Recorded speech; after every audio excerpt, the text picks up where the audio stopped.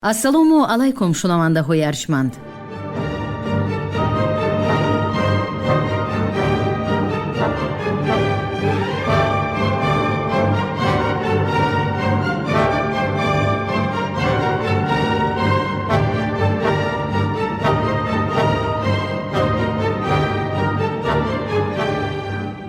ба таваҷҷӯҳи шумо гуфтор аз силсилаи хониши адабӣ. қироати китоби президенти ҷумҳурии Тоҷикистон муҳтарам Эмомалӣ Раҳмон «Тоҷикон дар оинаи таърих аз ориён то сомониён». китоби сеюм, гуфтори 87. آنها ادعا داشتند که حکم خدا نسبت به معاویه صادر شده بود و او باید شکست می‌خورد، اما علی خلاف حکم خدا رفتار کرده این حکم را به داوری ابو موسی و عمرو ابن عاص گذاشت که ایشان فاسقند و حکم خدای ندانند. علی از پراکنده شوی لشکر و به دو گروه تقسیم شدن جانبدارانش خواطر گشته به حضور خارجیان رفت و دعواهای آنها را شنیده ایشان را پند داد، ولی به او میسر نگشت که خارجیان را از جدا شوی باز دارد و همه آنها را به طرف خود کشد. خارجیان شبیس ابن ربیع و عبدالله ابن وهب را از میان خود پیشوا انتخاب کرده در نهروان نام شهری واقع در میان بغداد و واسط گرد آمدند. حرکت خارجیان ماهیتاً اعتراضی جدی نسبت اختلاف نظر پیشوایان و نظام اجتماعی و سیاسی خلافت بوده در نتیجه ضدیت‌های موجوده داخل جامعه عربی ظهور کرد. خارجیان در مخالفت با علی و معاویه قرار گرفته گروه ناراضیان و جبردیده ها را در صف خود متحد می کردند و به یک نیروی توانا و حرکتی واقعاً خطرناک تبدیل می یافتند. در این میان داوران ابو موسی اشعری و عمرو ابن عاص بعد گذشتن تقریباً 6.5 ماه از جنگ صفین پس از مذاکرات و مشورت به نتیجه می رسند که هم علی و هم معاویه از مسندشان برکنار کرده شوند. یعنی علی ابن ابو طالب از خلافت اسلام و معاویه ابن ابو سفیان از امارت شام معزول گردند. ولی در انتخاب خلیفه نو بین حکمان اختلاف می خیزد تا جایی که به قول طبری بو موسی و عمرو به هم برآویختند و یکدیگر را بزدند. چون در تعیین خلیفه نو به اتفاق نمی رسند و اختلاف بالا می گیرد، جانبداران هر دو طرف از پیشوای خود یعنی علی و معاویه پشتیبانی می کنند. حتی بعد اختلاف حکمها مردم شام معاویه را امیرالمؤمنین خواندند که این باعثی در 5 نماز لعنت خواندن معاویه از جانب پیروان علی می گردد. و چون این خبر به معاویه رسید او نیز بفرمود تا 5 نماز بر علی لعنت کردندی. بالاخره علی از گستاخی معاویه و پیروانش برآشفته عزم لشکر کشیدن به شام نمود و نامه‌ای به خارجیان نوشته آنها را به حرب ضد معاویه خواند. او همچنین والی بصره عبدالله ابن عباس را با اهل سپاهش به این نبرد دعوت کرد. خارجیان درخواست علی را نپذیرفتند، ولی عبدالله ابن عباس بیش از 30,000 سواره نظامی و 2,000 لشکری پیاده را به امداد علی فرستاد. هنگامی که علی سپاه گرد آورده آهنگ شام کرد، خبر رسید که جمله خارجیان از حدود نهروان تا تیسفون مدائن دست به غارت و کشتار و فساد زده از میسوی پایتخت نوی خلافت کوفه آمدن دارند. علی خطری به کوفه ریختن و به خانه و در و اهل عیاری پیروانش در آویختن خارجیان را احساس نموده امر می دهد که سر اول هجوم آنها را پیشگیری کرده سپس به مقابل معاویه شتابند.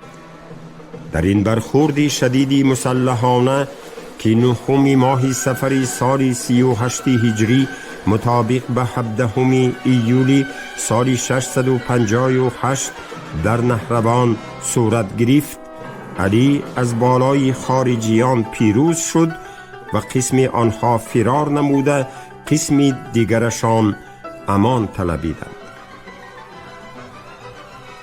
حضرت علی پس از پیروزی از بالای خارجیان عزم حرکت به سوی شام می نماید. برای اهل سپاهش برای استراحت و عیادت خانواده اشان 5 روز رخصت می خواهند. اما پس از یک چند روز آنها از قرارگاهشان مخفیانه بیرون رفته رو به شهرهای خود کوفه و بصره می آورند و در اردوگاه نحیله شماره کمی سپاهیان باقی می ماند.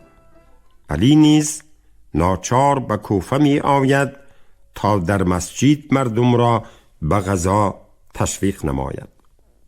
از تفصیلات بیش واقعه ها خودداری نموده ذکر می کنیم که تلاش های طولانی علی و معاویه که در زمینه حاکمیت دینی و دعوای امارت و سلطنت بالا گرفته بود، بعد سرزدن اختلاف در میان پیروان خلیفه چهارم باعث تشبث مبارزه پیگیرانه را تدریجاً از دست دادن او گردید. خارجیان گرچند عملاً شکست خورده باشند همچون جریان دینی و سیاسی برابری مسلمانان را در جماعه اسلامی تلقین نموده از میان مردمی مسلمان غیر عرب یعنی موالی ها جانبداران زیاد پیدا می کردند.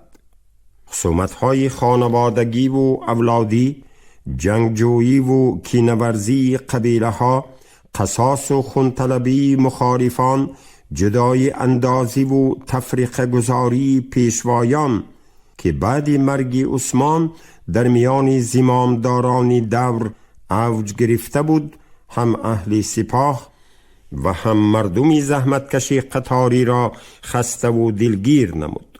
شاید از همین جهت باشد که موافق نگارش تبری در سال 40 هجرت پیامبر در مسجد کوفه 30 نفر از طایفه خارجیان، یکی عبدالرحمن ابن ملجم المرادی، دیگر بورک ابن عبدالله و سیومی عمرو ابن بکر التمیمی روز به خلوت نشسته کشته شدن برادرانشان را در نبرد نهروان یاد می کردند.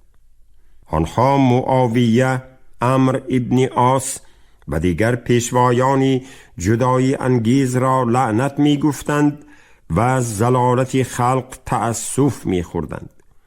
عاقبت آنها به قراری رسیدند که خود را فدای راهی حق سازیم و این پیشوایان گمراه را به قتل برسانیم تا قصاص برادران خود را از آنها بگیریم و مملکت را از وجود آنها راحت و آسوده کنیم. خارجیان با این تدبیر اندیشیده اشان گمان داشتند که علی، معاویه و عمرو ابن عاص را قتل نموده مخالفت را از میان میبرند، آرامی و آسایش و تینجی ملک را پایدار می سازند و مسلمانان را از کشتار یکدیگر باز می دارند. از قضای تقدیر آنها عهد بسته سوی قصد خود را صبح 17 ماه رمضان سال 40 هجری مطابق به 19 ینوری سال 661 عملی کردند. در نتیجه این سوء قصد که هر سه در شهرهای گوناگون در یک وقت هنگام ادای نماز صبح صورت گرفت، علی در مسجد کوفه عراق در وقت گزاریدن نماز از ضرب شمشیر عبدالرحمن ابن ملجم که با نام مراد حمیا نیز معروف است زخمدار شده بعد از 2 روز فوتید. ولی آن صبح عمرو ابن عاص در شهر فستت مصر به سبب بیماری به ادای نماز ناآمده از مرگ رهید. معاویه ابن ابو سفیان باشد در مسجد دمشق شام از کم خطا خوردن زخم شمشیر بورک ابن عبدالله مجروح شده جان به امان میبرد. همین طریق آخرین خلیفه راشدین علی ابن ابو طالب نیز چون عمر و عثمان بر اثر سوء قصد در سن 63 سالگی بعد 4 سال و 9 ماه خلافت به شهادت رسیده در یکی از محله های کوفه به خاک سپاریده شد. با همین دوران خلافت خلفای راشدین سال 40 هجری مطابق به سال 661 میلادی پایان یافته. پس از فتوحات قریب 30 ساله 4 یاری صادق پیامبر اداره خلافت به دست خاندان امویان گذشت.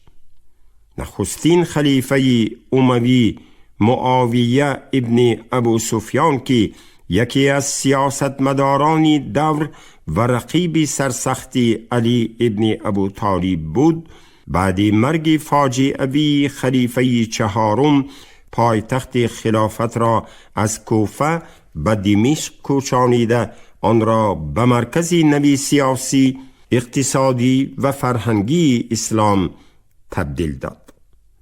زمان حکمرانی خلفای راشدین اصلاً دوره انتشار اسلام بیرون از قلمروی عربستان و از جانب لشکری تندروی مسلمانان فتح گردیدن کشورهای زیاد غیر اسلامی از جمله سوریه، فلسطین، آسیای خرد، مصر، عراق، ایران و خراسان بوده.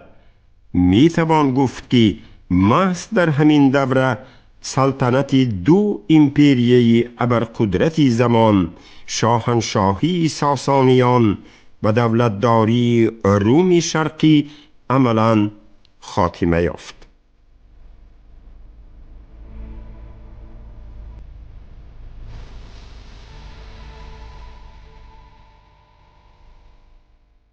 تمدن و فرهنگ اسلامی در قلمرو ساسانیان پیروان زیادی پیدا کرده تدریجاً جای دولتداری و تمدن آریایی را فرا گرفت. بعد انتشار اسلام، استقلال و عظمت دولتداری ساسانیان و تمدن آریایی تدریجاً در هم شکسته کشورکشایی و فتوحات من بعده مسلمانان تا حدودهای آسیای میانه و کنارهای ترکستان و هند رسید.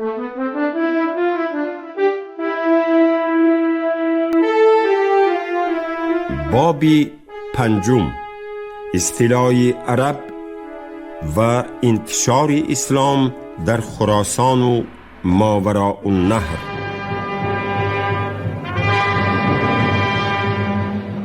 خلافت امویان و آغاز مبارزه استقلال خواهانه مردم خراسان و ماوراء النهر بر ضد عربها. بعد شهادت علی ابن ابو طالب، وضع سیاسی خلافت و ضدیت جانبها باز هم شدیدتر گشت. یکروی و سرکشی های معاویه ابن ابو سفیان برای ستانیدن قصاص عثمان و در اطراف خود متحد نمودن خونخواهان او از قضای تاریخ آهنگی دیگر گرفت. اکنون مردمی برای شوفته شهر کوفه و اهل عراق به شور و اضطراب آمده پیشوایی می جستند که قصاصی ریختن خون خلیفه شهید علی را در راه اسلام از معاویه بدکین بستانند. به قول طبری 40,000 سپاهی برای جهاد گرد آمدند. پسری کلان حضرت علی حسن ابن علی را بیعت کردند و درخواست نمودند که به سوی شام علیه معاویه لشکر بکشد. ولی حسن ابن علی در کوشک سفید کسری خسرو انوشیروان در مدائن تیسفون آسوده حالانه نشسته چندان عزمی با معاویه حرب کردن نداشت. اهل سپاه چون دیدند که خلیفه نو حسن ابن علی چندان عزم جدی لشکرکشی ندارد، قسماً پراکنده شدند و قسماً سوی معاویه گذشتند. قسم دیگری سپاه بر حسن ابن علی رضی الله عنه بشوریدند و خویشتن را به سراپرده او افکندند و غارت کردند و او را مجروح کردند. حسن ابن علی که طبیعتاً مرد عزلت نشین و تقوادار و نرم خو و حساس بود، بعد مرگ پدر از هنگامه های خلافت دل و دست شسته با معاویه عزم صلح و سازش نمود و دعواگری مسند خلیفه نبودنش را آشکار ساخت. مطابق نگارش طبری او به نزد معاویه نماینده‌اش را فرستاده شرط گذاشت که اولا علی را هنگام نماز لعنت نخوانند، سپس حسن و اهل بیت علی را به مدینه فرستد تا آنجا به طور همیشه زندگی کنند و نهایت ثروت بیت المال عراق را به اختیار او و برادران و خواهرانش گذارد و دارابگرد را شهری است به نزدیکی بصره برایش دهد. حسن ابن علی به خاطر بیعتش به معاویه بدون 2 میلیون درهمی که برای نفقه برادری خردیش حسین مقرر شده بود، باز برای خودش 5 میلیون درهم و درآمدی دائمی را از بیت المال عراق طلب نمود. در هر صورت معاویه همه شرط‌هایی را که حسن ابن علی گذاشته بود بپذیرفت مگر لعنت کردن بر علی رضی الله عنه. گفت بر نگیرم و به همه شهرهای شام اندر چنان بود که خطیب روزی آدینه خطبه کردی، از پس خطبه بر علی رضی الله عنه لعنت کردی. معاویه گفت چون روزی آدینه تو آنجا حاضر باشی خطیب را بگویم تا پیش تو لعنت نکند. همین طریق حسن ابن علی در ماه ربیع الاول سال 41 هجری مطابق به سال 661 میلادی با معاویه بیعت نموده خلافت را به اختیار او واگذاشت و لشکری 12,000 قیس ابن سعد که در آستان شام موقع گرفته عزمی با معاویه جنگیدن داشت به امام و پیشوای سیاسی ماند.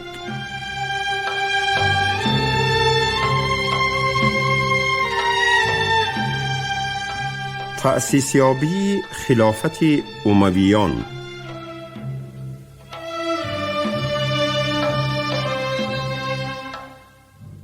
بعد به مسند خلافت رسیدن معاویه، دوره دوم حکومت اسلامی خلافت امویان سالهای 661 750 رسما ابتدا یافته، شهر دمشق سوریه مرکز اساسی آن قرار گرفت.